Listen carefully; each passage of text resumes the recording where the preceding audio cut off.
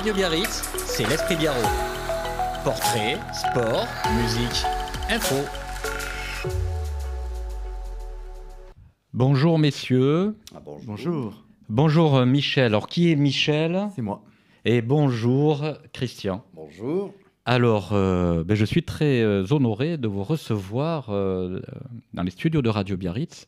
Il fait très beau, parce que je sais que vous allez nous annoncer... de la bonne humeur. De la bonne humeur. Et du beau temps. Et du beau temps. Ça sera vendredi et samedi prochain. Vendredi soir, samedi Voilà. après-midi. Donc avant de parler de ce bonheur que vous allez nous offrir en fin de semaine, on va un peu essayer de savoir qui vous êtes et ce que vous faites, pourquoi vous êtes ici dans les studios de Radio Biarritz. Alors, on va démarrer peut-être par Michel Fenas Amat. Je ne sais pas si on prononce le T. Oui, le T, c'est catalan. Voilà, on s'approche bien du micro. Voilà. Et c'est catalan, tiens. Oui. Né où? Moi, je suis né à Toulouse. Toulouse. Les origines profondes de la famille sont de Catalogne. Donc Michel Fenas Amat donc, est auteur, compositeur, pas interprète. Et interprète. Interprète aussi? Et interprète, oui, j'interprète le marquis de Cuevas. Ah oui, de ce qu'on va parler tout à l'heure. Voilà. Mais vous êtes, sinon, c'est votre activité principale, c'est la musique. Oui, tout à fait. C'est donc du coup, qu'est-ce qu'on peut dire pour que nos auditeurs apprennent à vous connaître, c'est que vous avez... Alors à la base, je suis pianiste. Oui. Et puis j'ai travaillé aussi le chant. J'ai remporté des prix internationaux de chant en catégorie opéra, comédie musicale, opérette. Voilà, quelques années de carrière en art lyrique. Et puis j'ai toujours eu depuis que j'ai commencé à étudier le piano, je me suis toujours intéressé à la composition. Et de fil en aiguille, après quelques œuvres composées, je suis arrivé à 2022 à l'invitation de la famille d'Arcang qui m'a demandé d'adapter une des œuvres de Pierre d'Arcang. J'ai composé donc toute la partie musicale. Dont on va parler tout à l'heure. Voilà. On passe des étapes. Ne brûlons pas des étapes. Attention, Michel Fenas, Voilà. c'est peut-être timide. Voilà, il va nous dire un peu tout ça parce que Christian Rougier, ici présent, le connaît très bien depuis des dizaines d'années, on va dire. 18 ans. 18 ans, quasi Oui. 2 dizaines. Mhm. Voilà, donc du coup, vous avez conçu une opéra, vous avez composé un album. Et puis j'ai Dans l'historique. Dans l'historique. Dans l'historique, effectivement, Michel. On parle bien dans le micro. Dans l'historique, c'est mieux, hein. effectivement. Michel a fait plusieurs projets musicaux et là, l'Imbroglio au Pays Basque, c'est le dernier. Mais, ça y est, oui, on brûle. On brûle les étapes. Non, Ils sont pressés. Non, C'est tellement beau ce qui va se passer ce week-end. On a hâte de vous dire tout ça. Non, mais il avait fait un premier opéra, il a fait un Christian, album. approche bien le micro comme ça. D'accord. Voilà. Ça sera beaucoup mieux. D'accord. Il a donc fait plusieurs projets sur lesquels je l'ai accompagné effectivement ces dernières années. Et donc, il a tout un background musical et de création d'événements qui n'est pas négligeable. Il parle bien de toi, Oui, Michel. Oui. C'est incroyable. J'espère que tu vas parler de Christian comme il le fait. Donc effectivement, avant de parler, Christian a dévoilé quasi la petite comédie musicale de ce week-end, vendredi et samedi, qui s'appelle Imbroglio au Pays Basque. Avant d'en parler, en fait, on va essayer de comprendre qui est Christian Rougier avec sa petite moustache. Voilà. La petite moustache, en fait, c'est parce que Je suis désolé, je vais revenir sur l'imbroglio. La petite moustache, c'est que je joue un ambassadeur mexicain et il me fallait une tête de Mexicain. J'ai choisi la moustache. Avec la moustache qui rappelle le sergent Garcia, un peu C'est- tombante comme ça. Bon, à moins À moins, volumineux. Bon, voilà. J'ai pensé à mettre de la... Donc, Christian, toi, je sais que tu n'as pas toujours été dans la comédie musicale ni dans la musique. Absolument, absolument. Mais j'ai quand même un parcours littéraire. J'ai fait du marketing en grande partie, donc beaucoup d'écrits. Et quand Michel m'a parlé du projet de l'imbroglio, il m'a dit, est-ce que ça te dirait de faire tout le livret? Il a vraiment l'art de la formule, si je peux parler de lui. Et dans l'adaptation du vaudeville qu'il a fait, donc ça rebondit. Et puis, je pense que au niveau de la comédie, on ne s'ennuie pas un seul instant. Et comme tout bon professionnel de marketing, il sait créer des stimuli. On essaye, on Mais là, essaye. c'est pas pour nous vendre quelque chose, c'est pour nous faire plaisir, nous faire rire et nous donner parce- du bonheur. Oui, parce qu'il y a plein de passages qui sont drôles, on espère, mais il y en a qui fonctionnent, on les a testés, ça marche. Il y avait quand même la trame, effectivement, de la pièce de Pierre Darcang. Justement, qui c'était était ma intéressante. question qui arrivait. C'est maintenant qu'on rentre dans le vif du sujet. Hein, donc vendredi, samedi, imbroglio au Pays Basque, donc au Colisée, on l'a pas dit. Hein, ça se passera Oui. au Colisée. C'est une comédie musicale et donc donc là, on va essayer vous allez nous expliquer comment est venue cette idée, voilà, de créer cette comédie musicale et puis nous parler un peu de. Oui, bah, c'est Michel qui a pris la main sur toutes les chansons, en fin de compte, qui ont été inspirées. Tu vas voir, c'est beaucoup mieux. Regarde dans tes oreilles quand tu parles bien comme ça. Regarde. Ah oui, c'est vrai. T'as vu comme c'est chaleureux. Ah, En fait, je dirige les Nuits d'Arkang depuis 2022.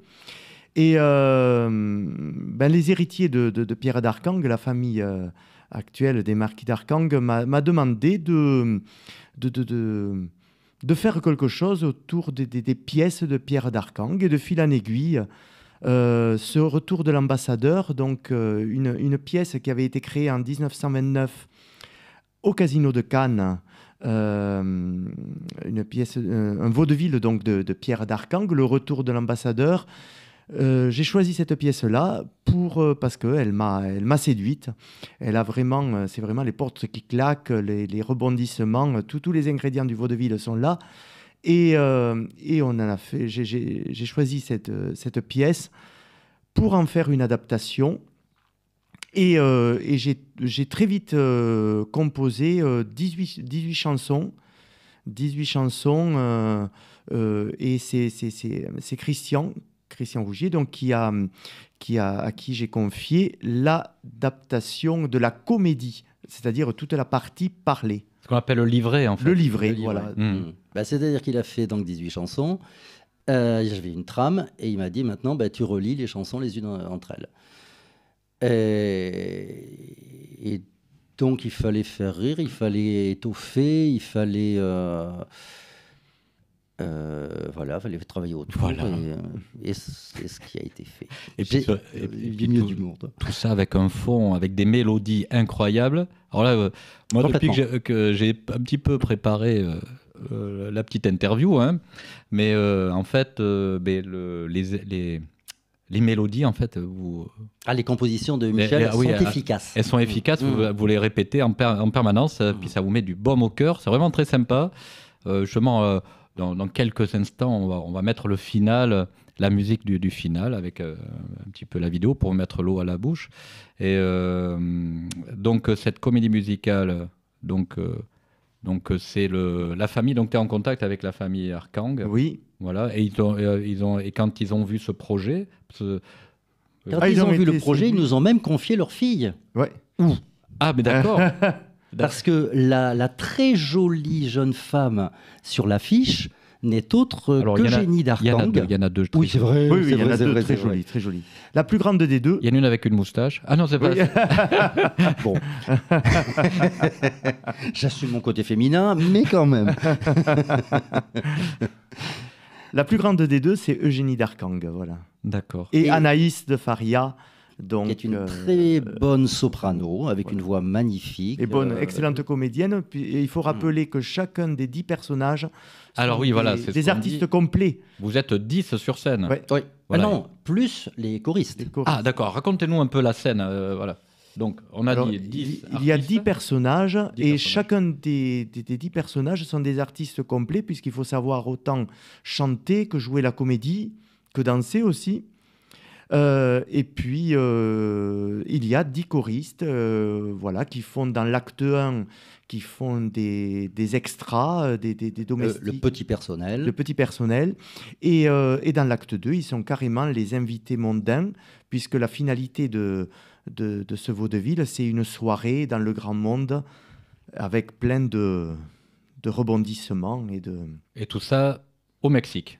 Non, Non, non, l'action à se situe Arkang. à Arkang. Ah, d'accord, ok. Mais voilà. le... Poids. Et oui, non, c'est l'arrivée justement De de l'ambassadeur. l'ambassadeur du Mexique qui va bousculer tout ça, parce que D'accord. il est possible que ma femme n'ait pas été très sérieuse. Non, l'action se déroule dans la grande villa du grand-duc et de la grande-duchesse de Saint-Pétersbourg, Seulement. à Juste, Arkang. Et donc, du coup, vous êtes combien sur scène? Il y a 10, alors, 10 personnages. 10 personnages et les choristes. Oui, Combien? et les 10 choristes. choristes. Voilà, 10 donc- choristes. aussi. Donc il y a êtes le, 20. le grand-duc et la grande-duchesse de Saint-Pétersbourg, le marquis et la marquise de Cuevas, qui eux sont des personnages qui ont existé. Bon, et on les a franchement bien remaniés, enfin beaucoup remaniés. Il y a l'ambassadeur du Mexique et son épouse, il y a le ministre de la Défense, il y a du petit personnel aussi, le majordome et la domestique. Domestique. Bon, grosso modo, c'est les Et le personnages- champion de pelote, Pachi Larramendia, Ah, quand même. Voilà. Ouais. qui fait tourner le cœur à toute... Alors, les choristes sont toujours présents en fond de scène ou comment ça se passe? Racontez-nous. Non, ils interviennent ponctuellement. Bah, de toute manière, après, les personnages ils D'accord. rentrent, ils sortent. Les choristes, ils interviennent. On les voit quand même, les choristes. Ah oui, Ah oui, clairement. ils sont carrément partie prenante de la mise en scène. Et donc, du coup, si on les voit sans transition, on va parler des costumes. Alors, les costumes très, très colorés, donc qui s'est occupé des costumes? Eh ben, c'est moi qui suis metteur en scène et qui. Les couturières. Alors juste non. Non, la couture, c'est pas moi, mais effectivement, c'est moi qui Qui a chiné, choisit, ah oui. qui oriente, qui. Et qui c'est qui a élaboré Alors les costumes, ils viennent de plusieurs horizons, notamment à Toulouse. Donc une troupe que j'ai dirigée avait toute une Tu peux dire son toute nom, une garde-robe. hein, si tu veux. Ben, le diapason de Villefranche-de-Lauragais qui a fait pendant des années des opérettes que je dirigeais. Voilà. Et Et qui avait un petit stock de il vêtements. y avait un stock de vêtements et puis ensuite d'autres costumes qui viennent d'ailleurs. Voilà. Et Mais donc, il y a de beaux costumes, oui. donc, du coup, les costumes, mais aussi dans un spectacle, il y a aussi le Décor. décor. Alors, et du coup, Ben, c'est moi aussi qui l'ai. parce qu'il a quelque chose de particulier, ce décor. Surtout ici. Ah ouais, vous allez me dire, il y a Ben, disons que le décor, c'est moi qui l'ai conçu, Voilà, qui l'ai- ça, qui c'est l'ai- particulier. qui l'ai pensé. Et c'est mon père qui l'a réalisé. et il a quelque chose de particulier au Colisée. Il est diffusé. Non, je vois pas. Attention, interrogation écrite, hein, il y a des points qui vont sauter. Mais il n'est pas un peu plus grand Ah oui, Ah oui, il a, que Par rapport à habituellement. Arkang. il a Par rapport à fallu Arkang. l'adapter, oui. Il a fallu adapter Mhm. Oui. le décor. Ouais, Ah, mais ça, c'est la vie d'artiste, hein, on a s'adapter. rajouté, s'adapte. il a fallu l'agrandir, oui, tout à fait. Oui, mais tous les spectacles n'adaptent pas leur décor. En général, ils prennent le plus petit, puis... Il est à géométrie variable maintenant. Ben, Ouais. dis donc, bravo. Hein. Donc, Imbroglio au Pays Basque, une... C'est très bien prononcé parce que ça, c'est presque à l'italienne. Parce Ah qu'à bon l'italien, on dit imbroglio. Ah, Imbroglio. j'ai pas fait exprès, c'est parce que je saute un peu. alors. Donc, c'est une comédie musicale qui se jouera le vendredi 25 et samedi 26. Alors, c'est des horaires différents.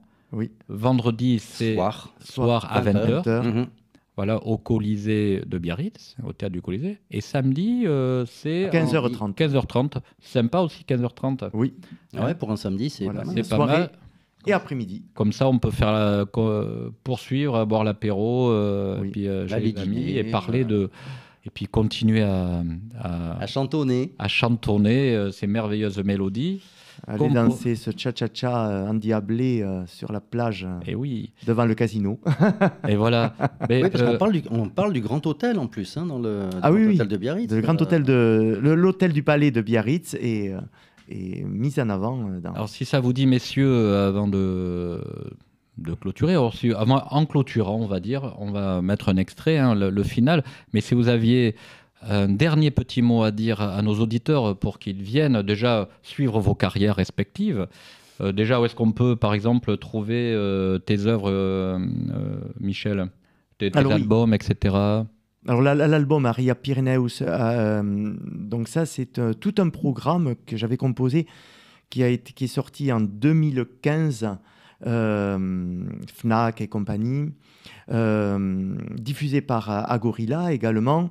Et là, ce sont donc des poèmes C'est des poèmes basques, catalans, occitans, de toutes les cultures un ou deux français, qui convergent dans espagnols, les etc., Pyrénées. mis en musique. C'est un voyage musical sur les chemins de Compostelle.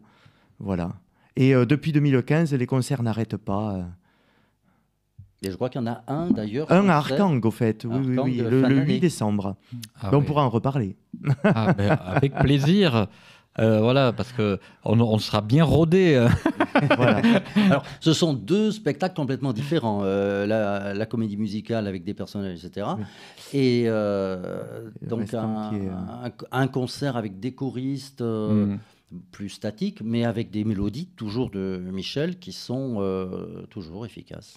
Efficace. Et Christian, alors où est-ce qu'on peut te voir en dehors de la comédie musicale? On ne me voit pas en dehors de la comédie musicale. Il est transparent, Christian.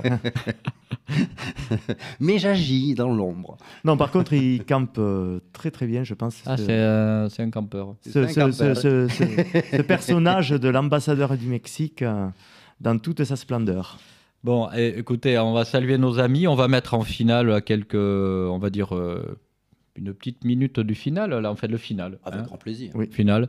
Hein, voilà, et puis si vous voulez intervenir pendant, vous allez-y, je laisse les micros ouverts. On va laisser écouter. Voilà.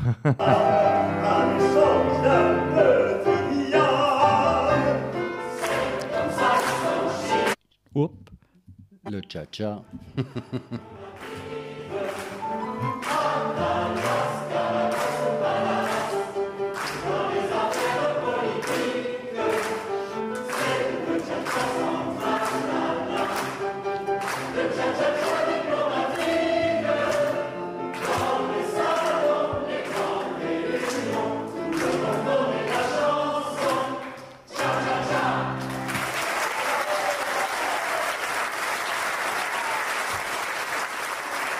Bon, voilà les applaudissements nourris.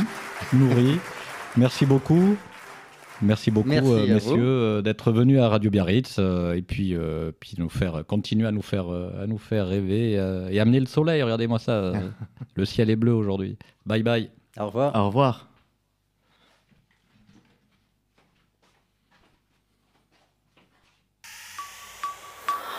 Radio Biarritz, c'est l'Esprit Biarrot. Portrait, sport, musique, info.